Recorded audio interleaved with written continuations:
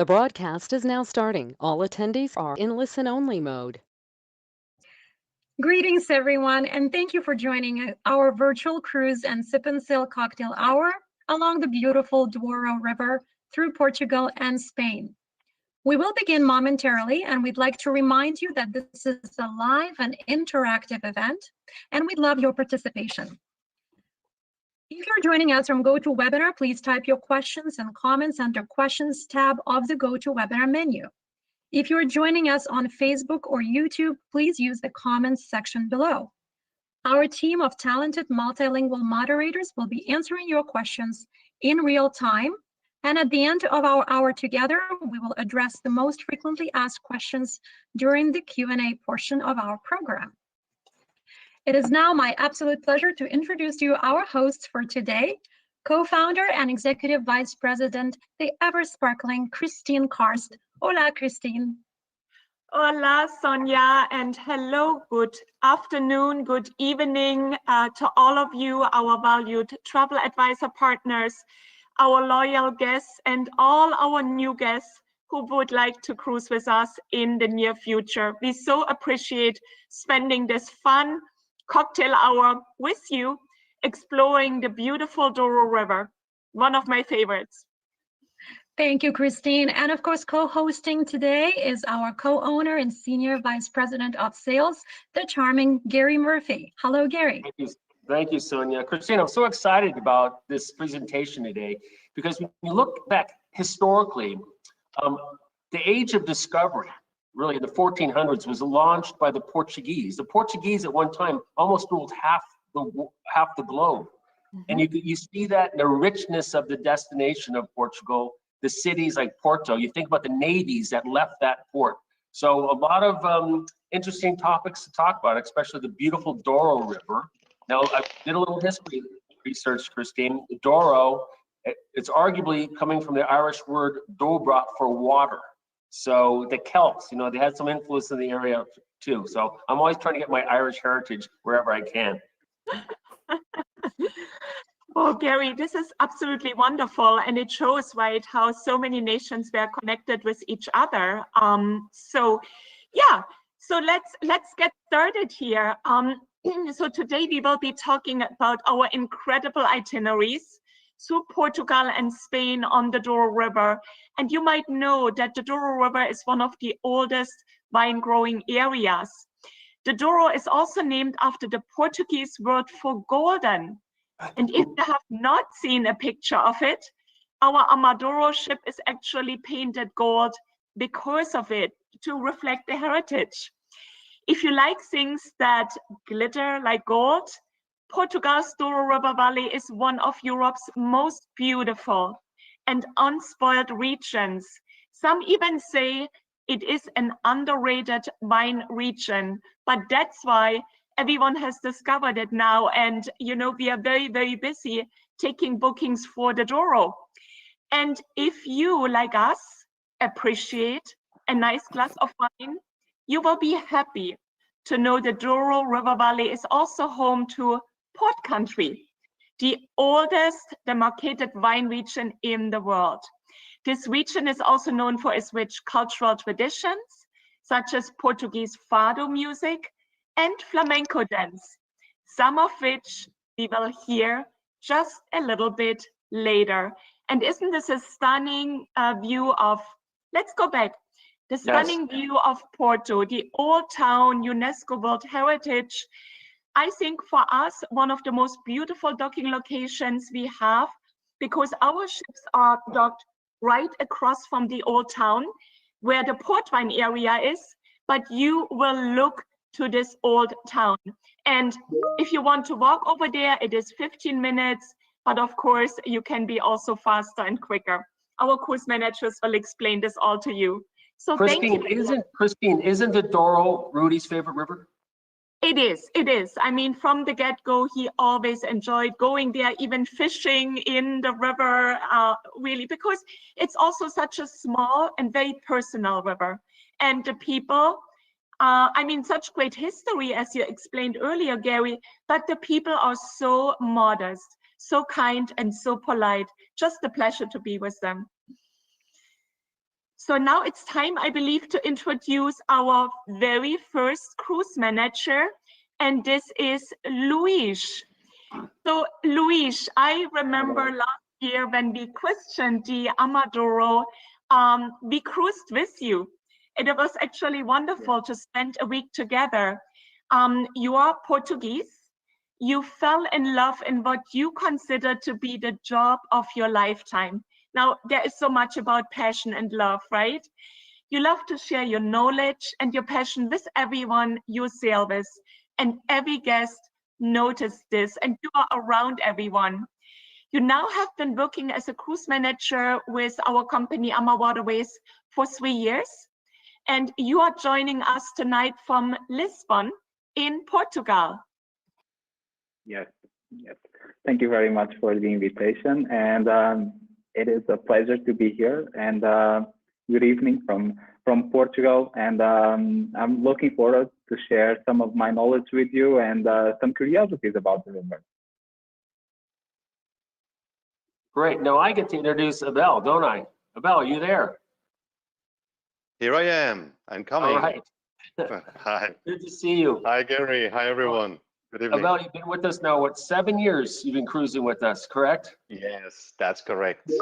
And I really enjoy, you're a great asset to the company, Abel, because I think you have what, Spanish, French, Portuguese, and one I'm and English, of course, and English. English, yeah. Also, And a little bit of German, but not that much. a little German. Okay. Well, it comes in handy once in a while, especially when Rudy and Christina are talking, you can eavesdrop on I have to be careful with Abel all the time, I know that. But also, you're one of our wine specialists. It's great to have you on this beautiful sip and sail presentation today, because you can direct us in what areas we should be touching upon, especially in I'm wine. delighted. I'm delighted to be here, and also there will be a chance to talk a little bit about wine, of course. Yeah, we're going to talk about the Douro. It couldn't be different. And then we have Pau. Pau, you are from the beautiful city of Barcelona in Spain, and this is where you are joining us tonight from. Yes. You are now with us for 4 years, and as a passionate adventure traveler, this is when you actually decided you want to join AmaWaterways, because our programs are quite nice, you know, a lot of choices for every type of client. And you are fluent in English, German, I also have to be careful with you, Spanish, Portuguese, and Italian. And I know you are conversational in French as well. You are actually expertly playing flamenco guitar, which we will be treated to later tonight. And I cannot wait for this part. But before this, I would like to raise the glass with all of you. Please join us in a toast, as we always do during our sip and sail cocktail events. And I know many of you, our travel partners, really appreciate this tradition with us. And hopefully many of you, our clients, will do so with us in the future. So let's raise the glass to our friends and families around the world. May we always look forward with pleasure and backward without regret. And may our memories carry us through to brighter days ahead. Cheers, zum Wohl, and saúde. Saúde. Saúde. You know, Christine, we introduced the sip and sail. It has been 2 or 3 years ago. I can't remember exactly when, but it's a cocktail hour before dinner, and it's an open bar with beautiful wines, and of course, all the regular drinks one can think of ordering. But what's really nice is that before dinner, people come back together, congregate in the lounge, and they share their stories of the day, and they meet new friends.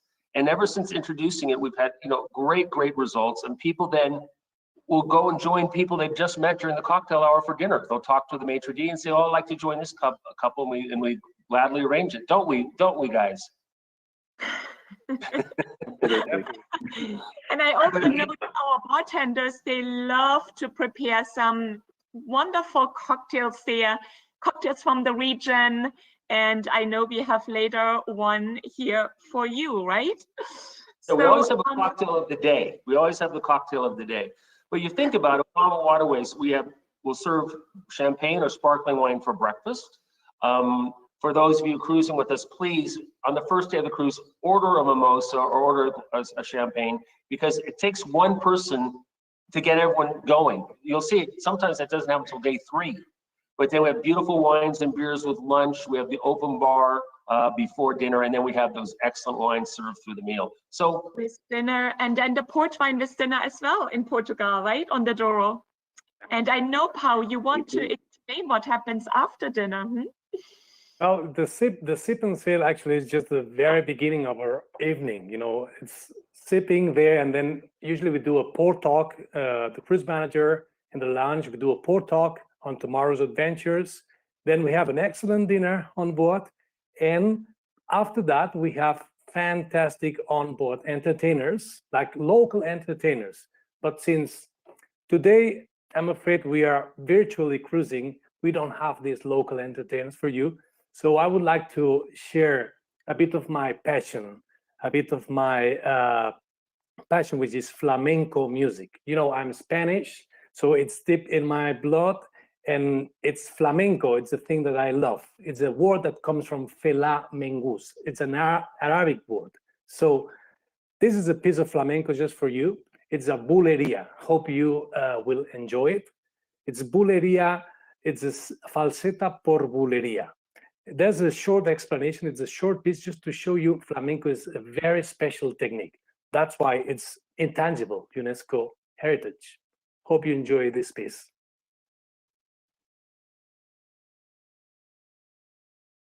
Hello, everybody. This one is a falseta por bulerías. Bulerías is a palo flamenco, style of flamenco.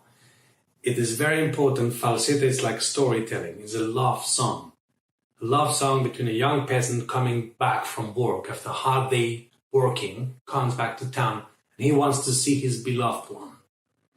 And he says like this. And she responds. But he insists.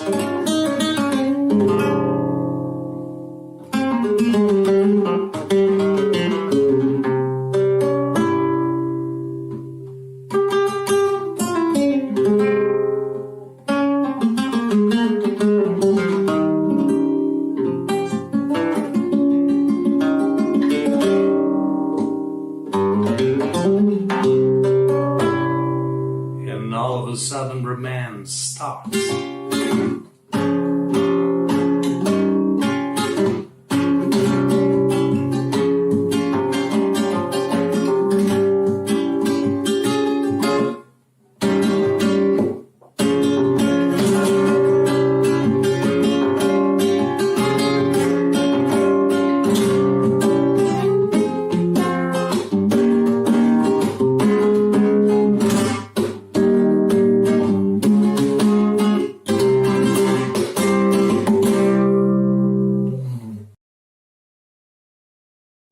That was fantastic. I got goosebumps when you started, Pau.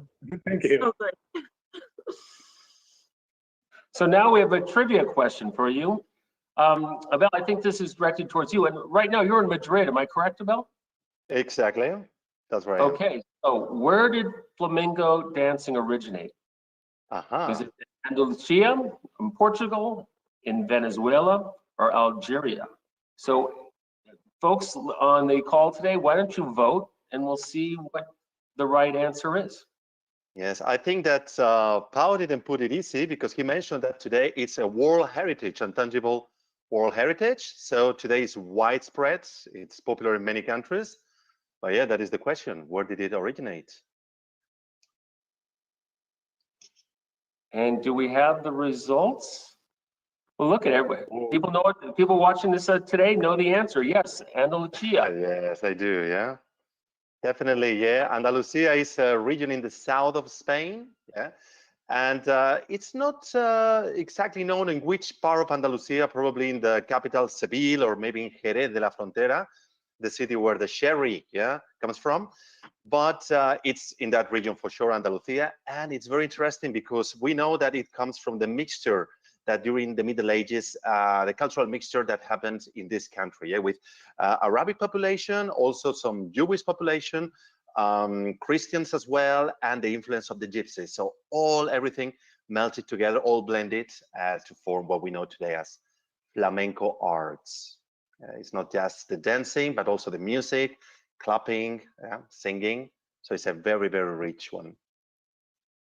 Wow, beautiful, beautiful story behind. So now we have actually two beautiful itineraries on the Douro River, operated by our AmaVida, our first ship that was built 2013, and the AmaDouro, our newer ship, but they are both pretty much equal, I have to say, with a little bit more than 100 guests on board. And AmaDouro came to join us last year in April when we had the christening of this beautiful ship in Porto. So those two itineraries are a little bit different because one ship will do a round trip Porto to Porto cruise. So 7 nights going from Porto to the Spanish-Portuguese border, and the port there is called Barca de Albo. And we have to stop there, even so the Douro River is flowing further, but it's not navigable anymore for river cruise ships after we cross the border into Spain. So from there, we turn around and then go back to Porto. Now, this one can be purchased together with an optional pre or post land extension to Lisbon, the capital of Portugal. And then the other itinerary, our flavors of Portugal and Spain. And I heard actually from our cruise managers, all 3 of you, this is your favorite. It's our one-way itinerary, one-way cruising. And with this, again, you can join first our Lisbon pre-land extension. It's optional, you don't have to, but you are welcome to do so. It's beautiful. Then we go for our port of embarkation, Porto. And then from Porto, we are cruising really slowly all the way to Barca de Albo, the Spanish border, also within 7 days. Now, in today's times, and we also talk about sustainability here, slow travel, slow cruising is the new word. And it also saves actually quite a bit of fuel because we are only cruising one way in 7 nights to the border. And then, of course, you can take our Madrid post-land extension, which I definitely would recommend you to do, because from the Spanish border, Spanish-Portuguese border, Barca de Albo, you will go via Salamanca, and we will explain later about the beautiful town of Salamanca. It's also a student's town in Spain, very old, very historical. So after embarkation, it takes us about 2 hours to drive to Salamanca. Then we will spend the day there exploring the town and then continue on to Madrid for another 2.5 hours and then stay for 3 nights post land in Madrid. Now, if you choose the round trip itinerary, then you will also go to Salamanca, but it will be a full day excursion from the ship. We leave in the morning, we come back, and then of course the ship starts cruising back to Porto. And no matter what you choose, it will be a wonderful experience. But one thing I would like to say, if you choose the one-way itinerary, you got to do Madrid, because it is kind of hard to come back from Barca de Alba, from the Spanish-Portuguese border, to go back to Porto, which would be then the closest airport for you. That's why definitely you need to come to Madrid with us, spend your wonderful time there. And of course, Abel, that is your hometown. You will tell us later why. And then fly out of Madrid or continue your journey. So let's go to the next slide. And that is, of course, also our Amadora, Amavida here, the crew on board our ships. They are so wonderful. I talked about the people, how modest they are, how polite. I mean, no wish that you have will not be responded. They anticipate your needs. They look at your eyes, and it's their gentle acts of kindness, their heart and soul, that also makes this experience such an exceptional one. In fact, it will be an experience of your life. And because one ship is turning around, we will actually have both ships together in one of the ports where you can really see them there. So that is also very nice when our guests come together, exchange their, experiences, and then of course they will all wave goodbye again. So I think, Gary, you would like to take it over from here. Yes, and I just like to point out what's unique to AMA when you do these pre and post programs, like when Christine's saying starting Madrid is a must. One of our cruise managers is waiting for you at the hotel. We'll transfer you to the hotel, mans a hotel desk, and you gentlemen, you're like a personal concierge for the 3 days there in Madrid before you go on to Vegatron. Am I correct? Of course, yeah. We give all the recommendations, where the best tapas places, where the best museums, and all the things to do in town. Yeah. So we're there. Luis, I think you're gonna start us on our virtual cruise right now.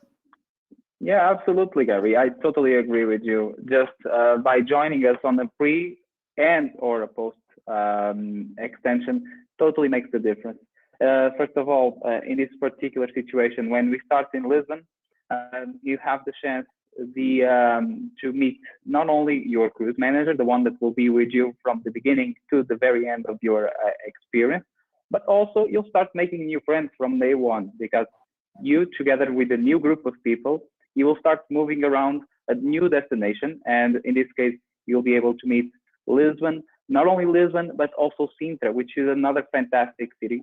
It's a beautiful place to go while you're on your pre-extension. And Lisbon, as some of you might know, is the capital of Portugal. It's the biggest city, has a lot to do, a lot to see. And on the very first, on the day right after your arrival, you are presented with a fantastic city tour of Lisbon, which will allow you to get to know the city a little bit more.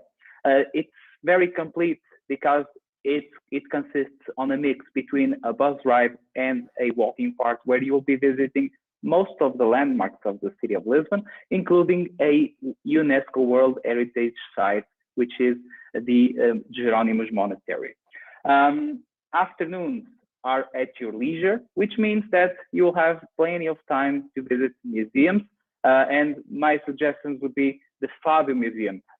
It is said that Fado is originary from Lisbon. So this is a good chance for you to get to know it. Also the Tile Museum, the Chariot Museum. If you are more into modern art, they have a brand new museum of modern art and technology, MAAT. Absolutely stunning, totally worth a visit.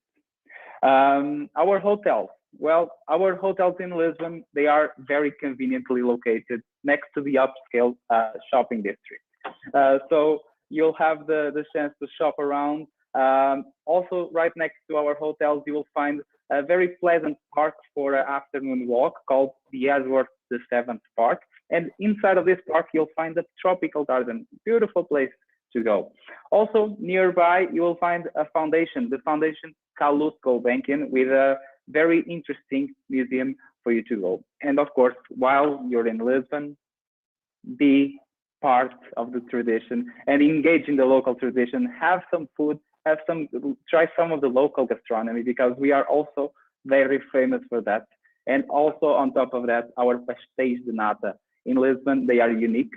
And you have to try one in Lisbon to compare the ones that you'll have on board, right? Yes, and I just like going out. The nightlife there is incredible. You know, it's a lot of fun, a lot of fun. So we have another trivia question.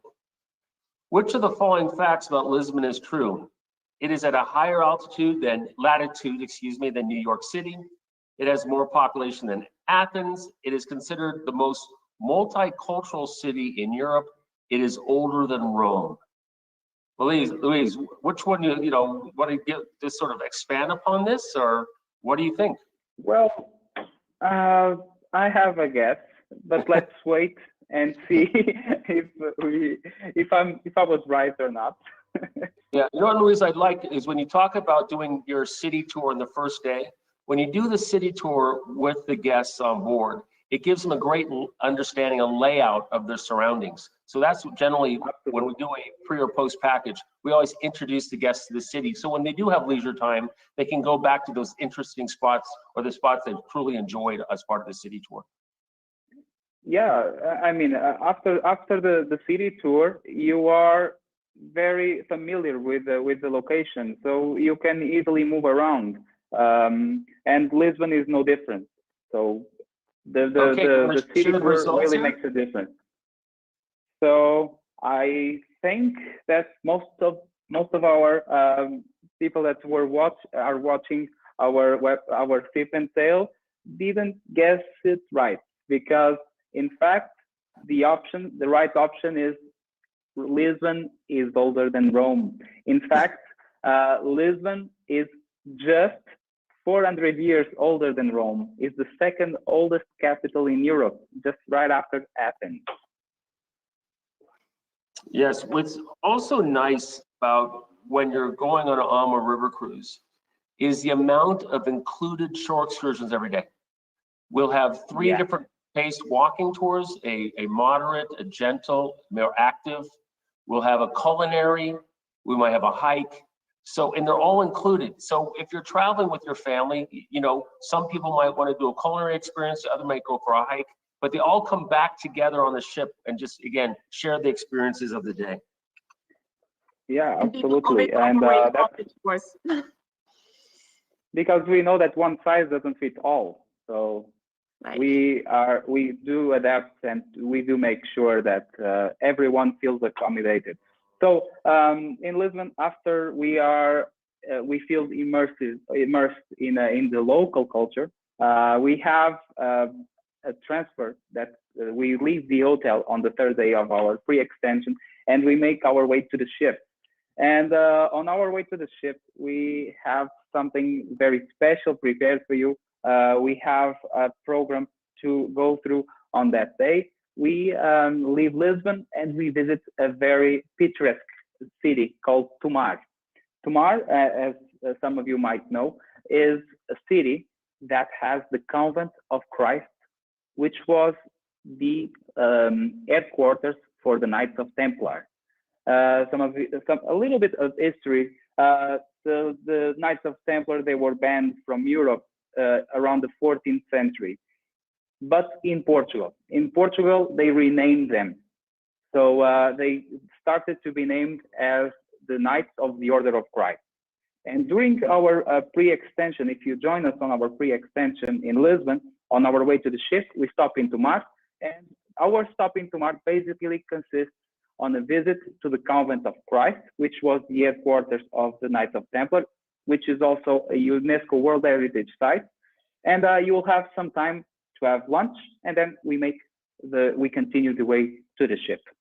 And as soon as we get to Porto, you'll get to your home, away from home, for the next couple of days, for the next week, and you will be on board of our beautiful ship.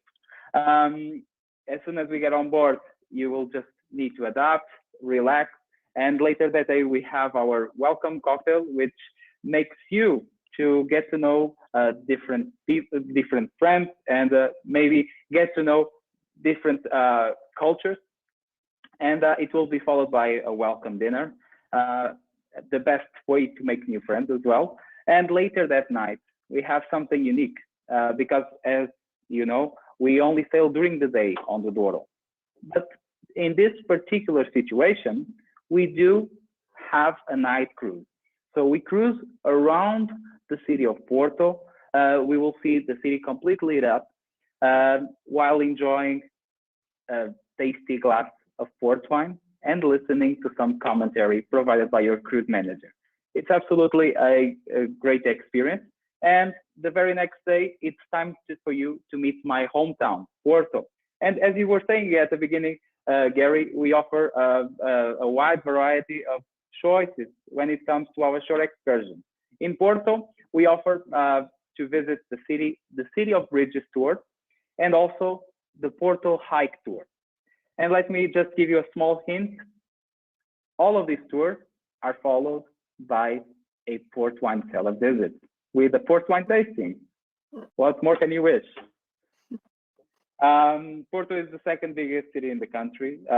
My hometown, as I was mentioning, very beautiful, very beautifully decorated with these very colorful facades, famous for the alleys, famous for the street market, and you have a lot to do, a lot to see. There are a lot of museums. There's actually a museum that it's very interactive, just opened next to the pier, called the World of Wine. You can see a lot of tiles as well. As you can see in this in this momentary image, you see azulejos. Azulejos, they have two reasons to be in our facade. Number one, if we are next to the ocean, to protect our buildings from humidity, and number two, to embellish these buildings.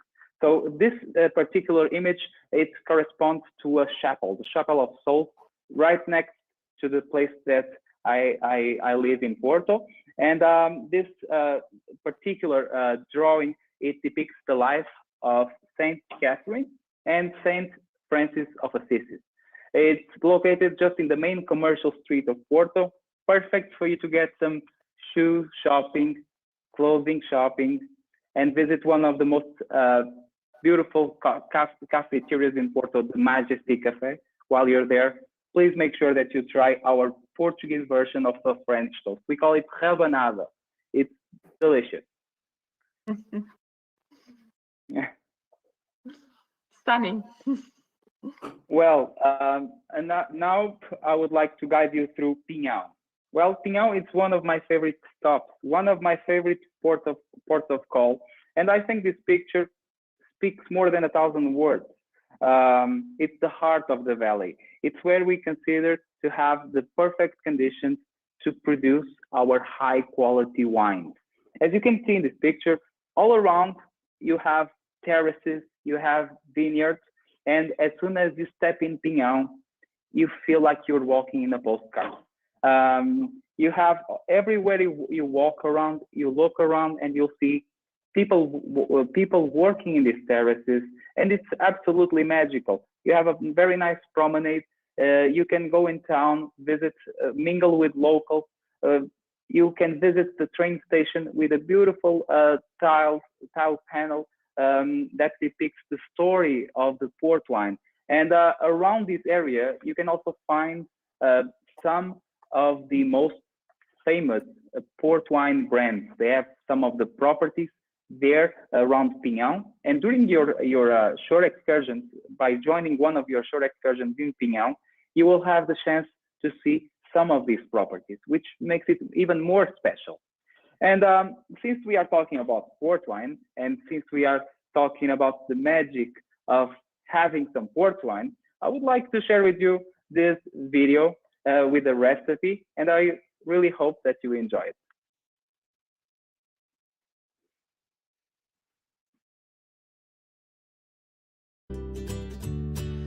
Hi, coming to Porto, it's impossible for you to miss a tonic port, one of my favorite drinks, and a perfect summer drink that can be drank all year round.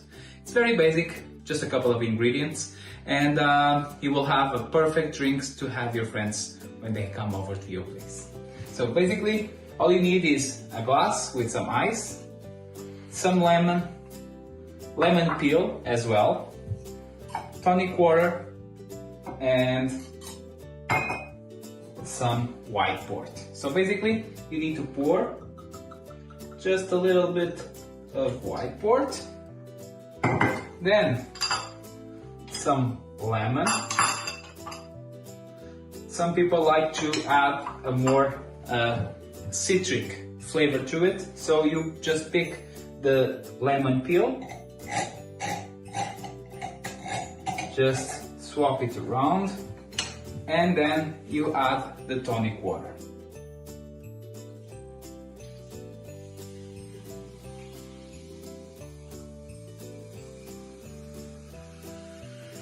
And here you go.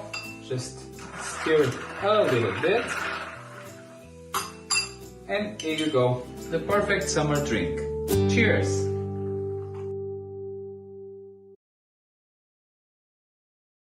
I really hope that you try this at home.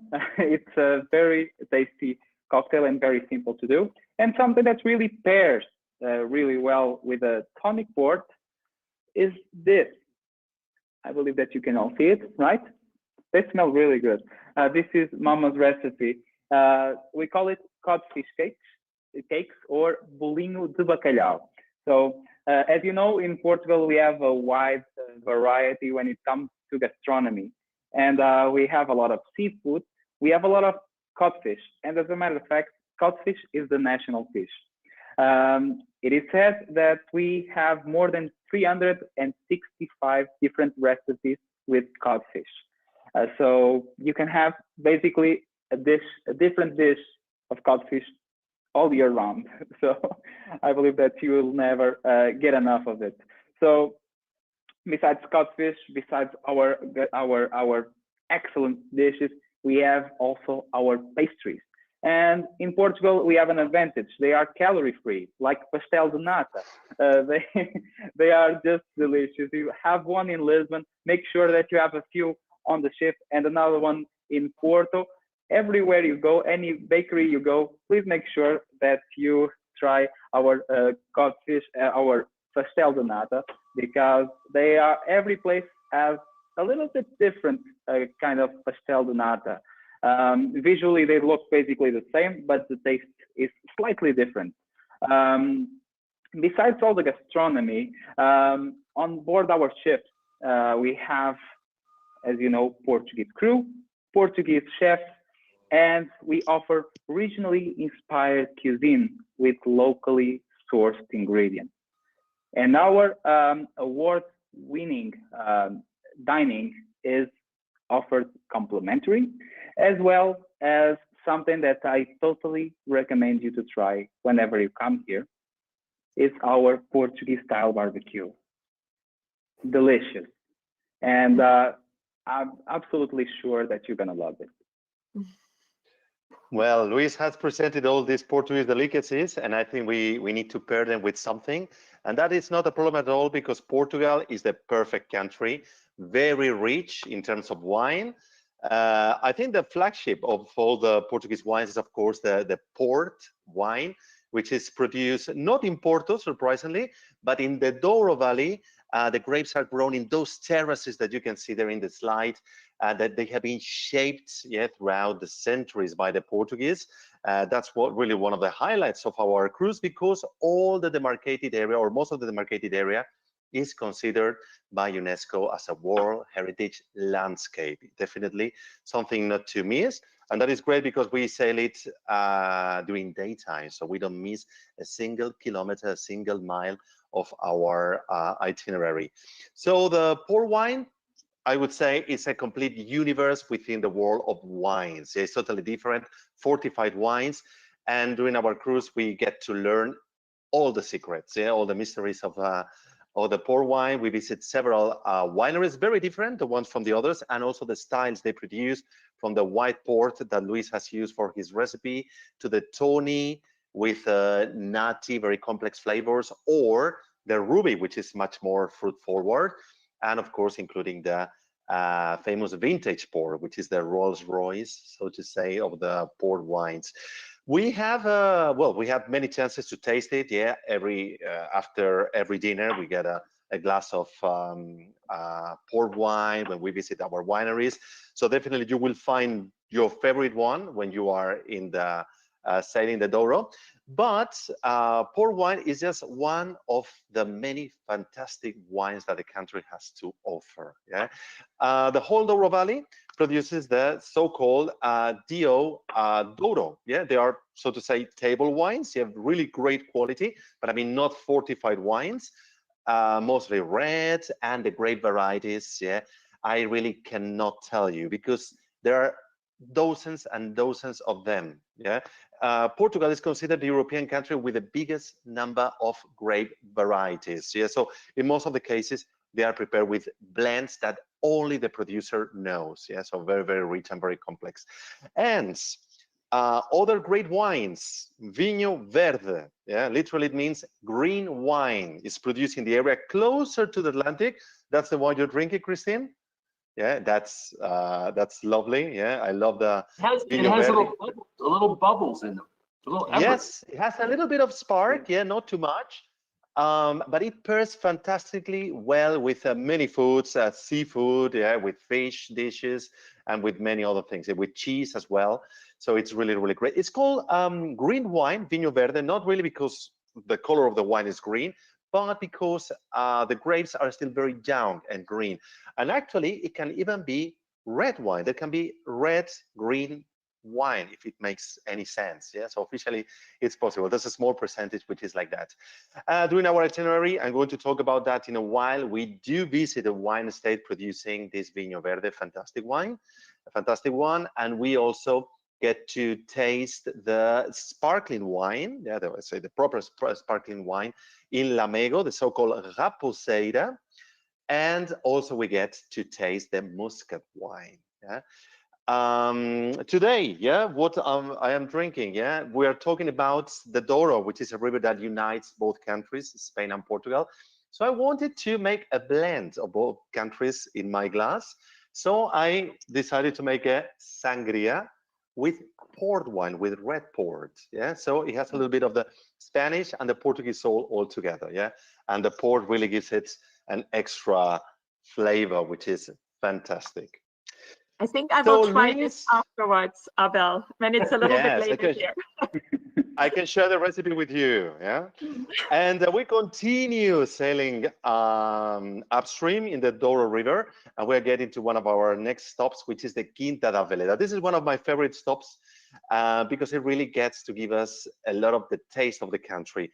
In our itineraries, both itineraries on the Douro River, we get to have meals out of the ship. Yeah, as Luis already mentioned, we get the best of the Portuguese gastronomy on board, but sometimes we even get to get the meal prepared by the local cooks in the local places and very special ones. Quinta da Veleda. It's a perfectly round plan because the tour starts early in the evening, visiting the wine estates and the fantastic gardens. Yeah, English-style gardens. They are delightful. We are guided there. There are many secrets and many stories because this is one of the oldest green wine producing estates in the Douro Valley. And then we get a sumptuous dinner. Yeah, in a beautiful room, very next to the terrace, overlooking all the vineyards at sunset time. So it's very hard to describe how great this event is. And then we return back to our ship. In many cases, the towns are right there. We just dock and we can visit the town or the village or the winery within a short walking distance. But in many other cases, we go there by coach. Yeah, so we leave the dock and we have the opportunity to leave the Douro Valley, which is absolutely scenic. You have to imagine that the Douro Valley is tucked within a canyon. Yeah, so yeah, we take these little winding roads and they give us the beautiful overview of the landscapes. And in this tour that I'm going to present now, Quinta da Veleda, we get to discover one of the best or best known Portuguese products, which is the cork. We get to see the cork trees, yeah, with the bark, yeah, from which the cork products the cork is extracted and the cork products are produced. Yeah, so it's our guides always tell us a lot about that. So we get out of the valley onto a plateau, yeah, to a little village called Favaios, yeah, where we are greeted by this band. And we hear a lot about that special wine, yeah, the Moscatel de Favaios, the muscat wine, the sweet wine. And that is before the tasting, it's before we get a really, really amazing lunch with our very special host, yeah, Mr. Luis Barros, someone that you don't forget easily. He's really, really quite unique, yeah. So that's probably the reason why these two are some of my favorite excursions there, yeah, because we get to get even a more local experience within the Douro Valley. Yeah. So now I think it's time for Pau. Yes, because we come back to Spain, you know, after all the adventures in Lisbon, in Porto, and all the cruise on the Douro River, we hit the border between Portugal and Spain. So we come back to my country. And this is time for me to talk about flamenco. I love flamenco. So I wanted to share with you a very special piece of Taranta. I chose this piece because it shows you a variety of the flamenco guitar playing techniques, like picados, alzapúa, ventilador, percusión, shows you different things. So please, if we can go ahead with the video, I hope you enjoy this Taranta por toque libre. Hi there, this is a song which is called Taranta por toque libre. Toque libre means that I'm playing on my own. No cajon, no drums, no palmeros, no singer, just me. Toque libre. And Taranta comes from fandango almeriense, which is another palo, another flamenco palo. And it's very passionate about the miners down there in the southern part of Spain, hard-working miners. It's a very passionate song. Let me perform it for you.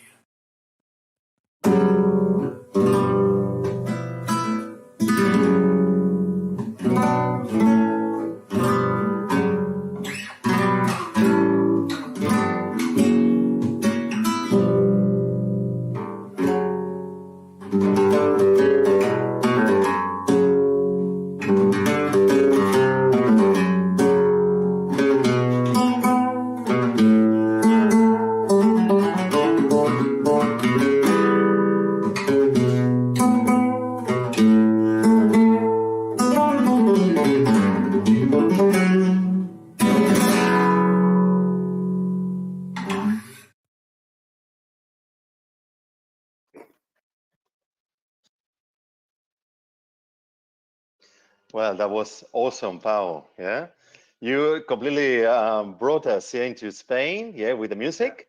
And now that we have just crossed the border and we are on our way to Madrid, we have a great stop that Christine already introduced a little bit in the city of Salamanca. Yeah, Salamanca is just halfway between the Portuguese-Spanish border and the Spanish capital, Madrid. And it's again a UNESCO listed city. I would like to remark the number of UNESCO listed places that we visit on this itinerary, up to 8. So it's a absolutely very cultural, very immersive experience. So 8 places plus 2 experiences also listed by UNESCO as a World Heritage, immaterial World Heritage, which is of course the flamenco and the fado. Yeah, so it's really, really cultural one. And Salamanca is the perfect university town, one of the oldest universities all over Europe. It belongs to that very exclusive club formed by Oxford in England, the Sorbonne in France, Bologna in Italy, Coimbra in Portugal, and Salamanca in Spain. The oldest ones. Salamanca was established 800 years ago. And you can really tell the university life in every corner, very, very lively, and the architecture is simply beautiful. At the same time, it's very easy to walk on foot because it's mostly flat and the old town is very compact.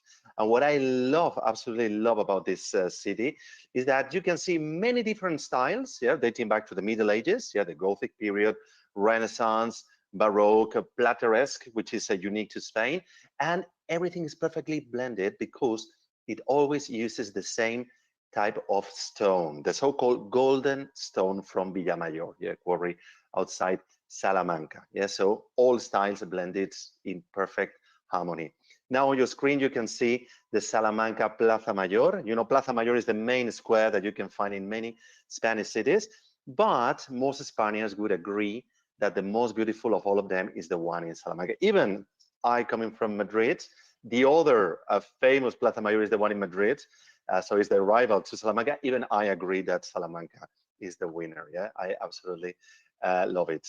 You can find some very unexpected sights, like for instance, a house totally covered by shells. Yeah, or there's the facade of the university. It's a very, how to say, profuse decoration on there, and it's a tradition that everyone that visits Salamanca has to find a little tiny frog on the facade. Until you don't find it, you're not allowed to leave the city. Yeah, so that is the deal. I'm talking about carvings that you can find on the facades of the buildings.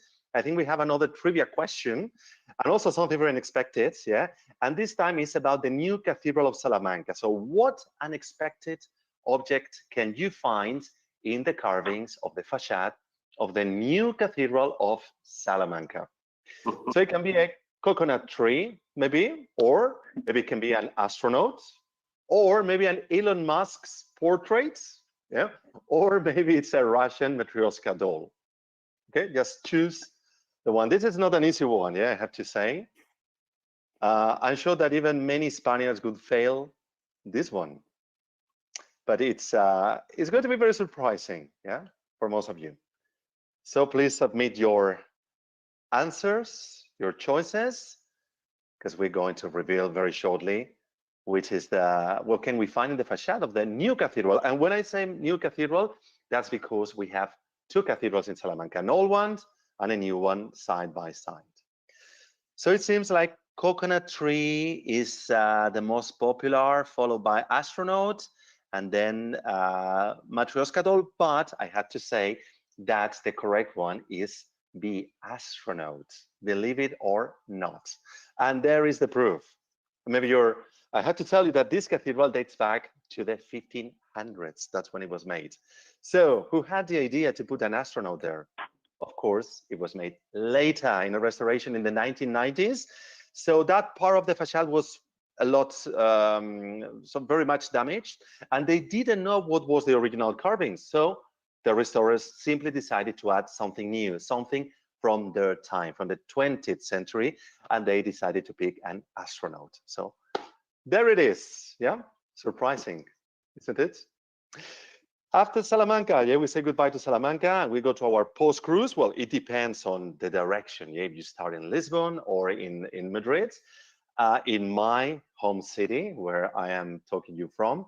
And Madrid is a very sophisticated city, very cultural city. You have great world-class museums, including the Prado Museum with some of the masterpieces of artists like Rubens, Velázquez, Titian. Yeah, you have a lot of art from all over Europe, Picasso's as well in the Reina Sofia.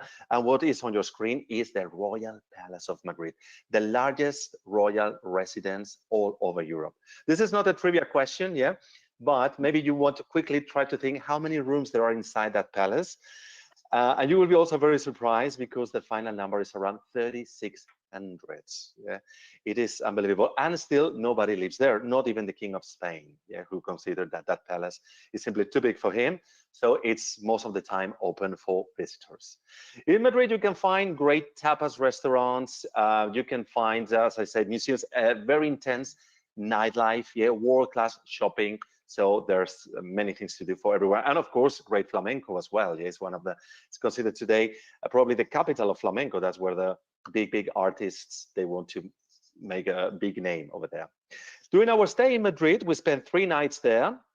We do a wonderful excursion, something not to be missed. Yeah, we spent more than half a day, yeah, 3/4 of a day, I would say, in the city of Toledo. Toledo is not far at all. It's not even an hour drive south from Madrid, and it is the perfect contrast, yeah, because Toledo is a historical city. Yeah, it was the seat of power before Madrid became the capital. It's totally surrounded by the Tagus River, the same river that flows into Lisbon. So we end just like we started, yeah, Tagus, then the whole Douro, and then the Tagus River again. And Toledo is also known as the city of the 3 cultures, because in the Middle Ages, a very important Jewish Sephardic community was living there, an Arabic community, and the Christians as well. So we get to visit the oldest synagogue still standing in Europe, in Spain, is there in Toledo. Yeah, it's about 700 years old. Yeah, it's full of history, very, very rich, full of legends. It's a beautiful city, and we make a stop on the other side of the river for the panoramic view. So I have been there, I don't know how many hundreds of times, and I never get tired of seeing that site. It's definitely one of my favorites. Yeah. So Wow, this was absolutely wonderful. I mean, so much information in this short time. I could listen to all of you over and over and more, but of course our time is limited, and that's why it's really the best to have this little taste, and hopefully next year we can all meet together on the Douro River again and cruise through beautiful Portugal, and of course experience the best parts of Spain as well. So now it is time again. Please raise your glass with me. And I want to do the next toast with you. And this is in honor of the Douro. May we all hold its golden light in our hearts until we are able to safely sail together again. Saúde. Saúde. Saúde. And I know before we come to our questions, and there are quite a few that we would like to answer, Gary, you would like to, announce our next sip and sail? Well, our next sip and sail will be on December 17th, a virtual holiday cruise, a holiday sip and sail. But gentlemen, that was fantastic. And to our travel advisor partners on the call today and all those listening, if you'd like, to put a group together and you'd like us to do your own sip and sail so you can share this type of information with your friends, please reach out to your business development manager. If you're a client on board listening, reach out to your travel advisor and we can make it happen. So, Ama means love. All right. So let's get into all the questions. And the first question actually refers to one of our travel advisors who actually has a group on board in April next year. And she's wondering if we will be able to cruise then. So let's say it like this. Obviously, we are scheduled to cruise. We have our schedule out. We would love to cruise. We hope with the announcement of the vaccine, both Pfizer, Moderna, that this is now going really, really fast, and that we are all able to travel to Europe again. The travel ban needs to get lifted for our North American guests in order to make it happen. Hopefully, we make it happen in April or even in March already. So I hope this answers your question. Again, we don't have the crystal ball, but we always see the glass half full and not half empty. So let's dream about this vacation now and let's look forward to it. So another question is from one of our Facebook guests. Do you have any offer for solo travelers? More and more people are traveling solo in these days. And yes, absolutely. On all our cruises, we offer 25% solo supplement only. Normally it is 100 or 50 or so, but 25% only in the entrance category. So we hope you will decide to come and cruise with us, because I know we have quite a few solo guests. And the first night we get them all together. Yeah, the first night we get them all together for a cocktail. We have odd seating tables. So if the maitre d' will ask if you'd like to join another group, people meet one another on our cruises. Yes, absolutely. And it's such a safe environment for solo travelers. So I go all the time by myself solo there, yeah. So yeah, come and join, please. So another question is, what are the pre and post land extensions available on this cruise? Now, this question was asked before, I think, Luis, Abel, you talked about Madrid and Lisbon. Just to summarize it again, on the round trip itinerary, we have a Lisbon 3 nights pre-extension available.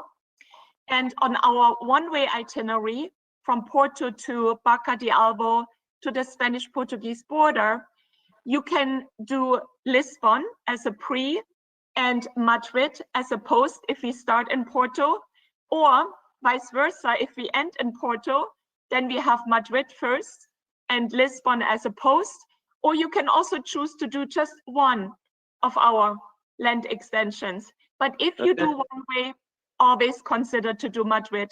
It's hard otherwise to get back to Porto Airport. It's There's interesting, Christine, when we asked our cruise managers here before the call, which their favorite itinerary was, unanimously, you all said the 7-day one way. Yeah, Yeah. because it's more relaxed, yeah, the whole thing, for Yeah. sure. And And you come to my city.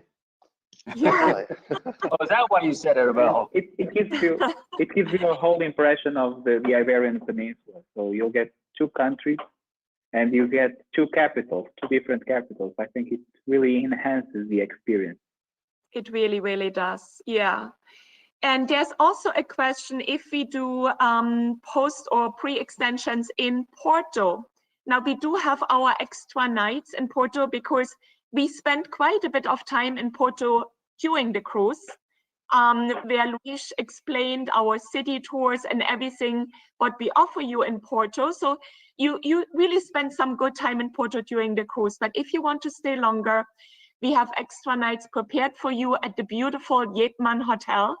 It's also one of my favorite hotels, beautiful view. And of course, we can arrange this all together with your travel advisor for you. So what are the next questions here? Can you help me arrange a visit to Sintra during the Lisbon pre-cruise stay? And of course, Sintra is included in our Lisbon program. So it is part of it. You don't have to pay extra. But if you would like us to arrange for a private tour to Sintra, then of course we can also organize this for you. We also include the tickets to the Pena Palace and the tour in our program. I think it's very, very important that you know we will visit this palace, and it's just spectacular. So now, maybe one for you now, our cruise managers. Is there a particular time of the year that there are special events going on in the towns that we are visiting? So what's the best time, the best season to visit the Douro? I mean, I believe that every season has its own joy. If you like cooler weather, I would go in the springtime. If you like to celebrate the saints, the patron saints of Porto, it happens a huge party in Porto called the Saint John the Baptist night, which happens towards the end of June, the 26th to the 26th, and it's a great party, absolutely great. You see the fireworks from the ship. And if you like a little bit, if you like summertime, absolutely, I would recommend you to go in the summertime. And in the fall, you'll see the vineyards changing their colors, which is magical to watch as well. So every season of the year, and I believe that my colleagues will agree with me, has its own joy on the Douro. Definitely. The weather is usually very stable, right? Even in late October, late November, even it's this golden, warm sunshine weather that we still have there. We get guests using the swimming pool almost year round, on Sunday. Yes. Yeah. There's another question. Our gentle walker tours are great for guests. So it is actually, the question is, do you have excursions available on the Douro River for guests with walkers or wheelchairs? And that's usually what I would say, that our gentle walker tours that we offer, of course, are great for guests.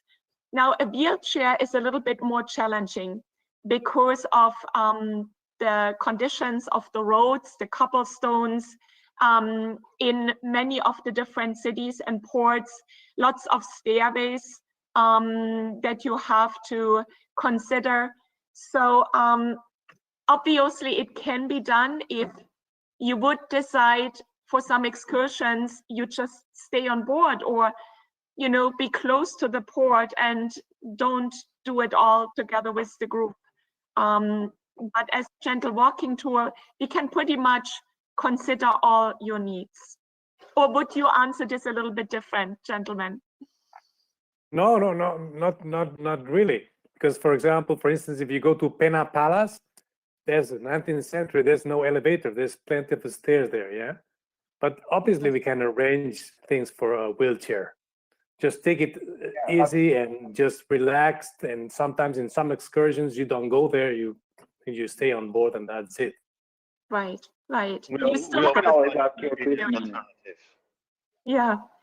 And We can always ask your cruise manager. yes.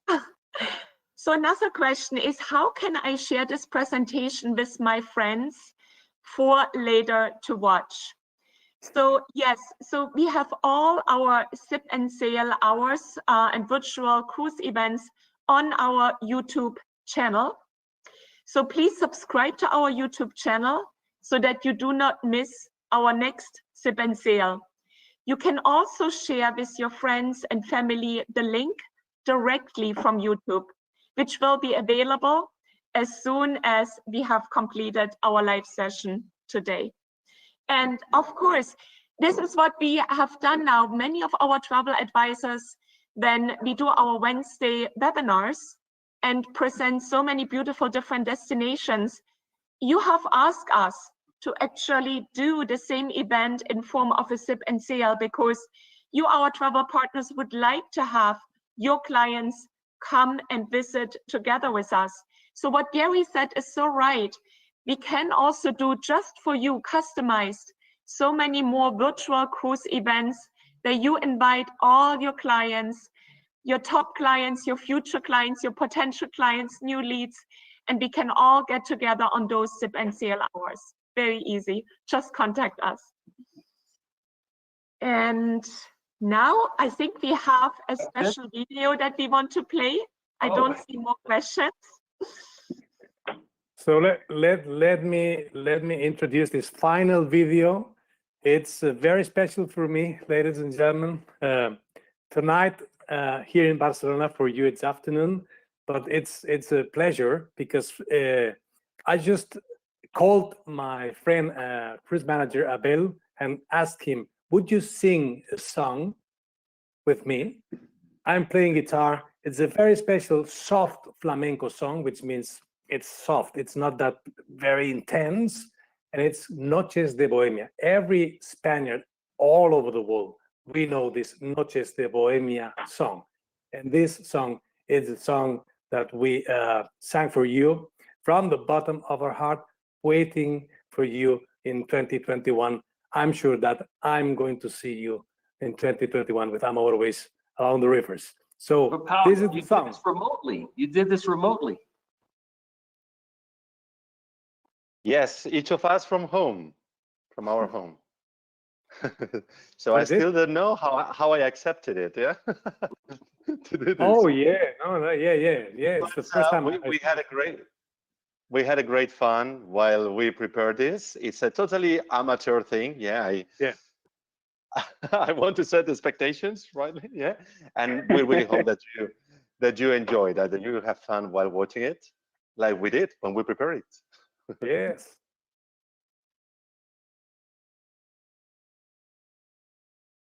Vamos ahí.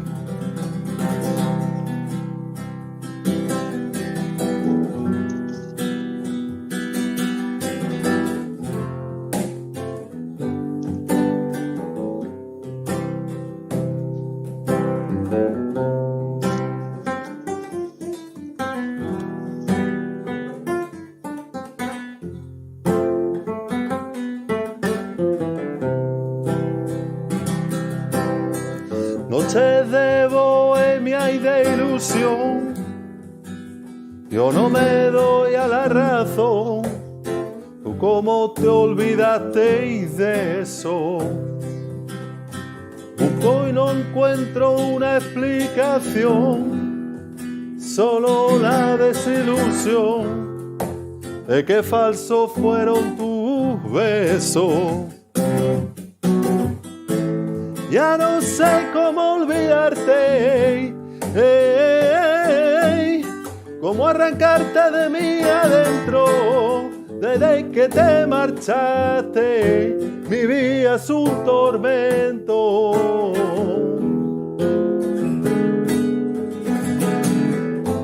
Y ya no quiero recordarte,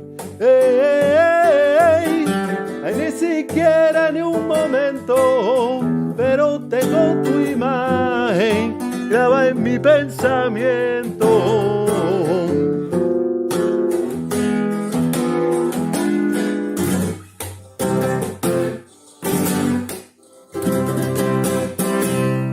Ole, qué arte. Wow. Thank you so much. I mean, you're truly artists, wonderful. And with this, we have to say goodbye, but we so much look forward to welcoming you on board our AmaVida or AmaDouro. And hopefully we can cruise together with one of you. Abel, Luis, Paul, thank you so much. Hello, Luis, Abel, look forward to seeing you when we start cruising again. Thank you. See you. Thank you so much. It's Look been a forward to pleasure. seeing you. Until Obrigado. soon. Have a good day. Obrigado. Obrigado. Obrigado.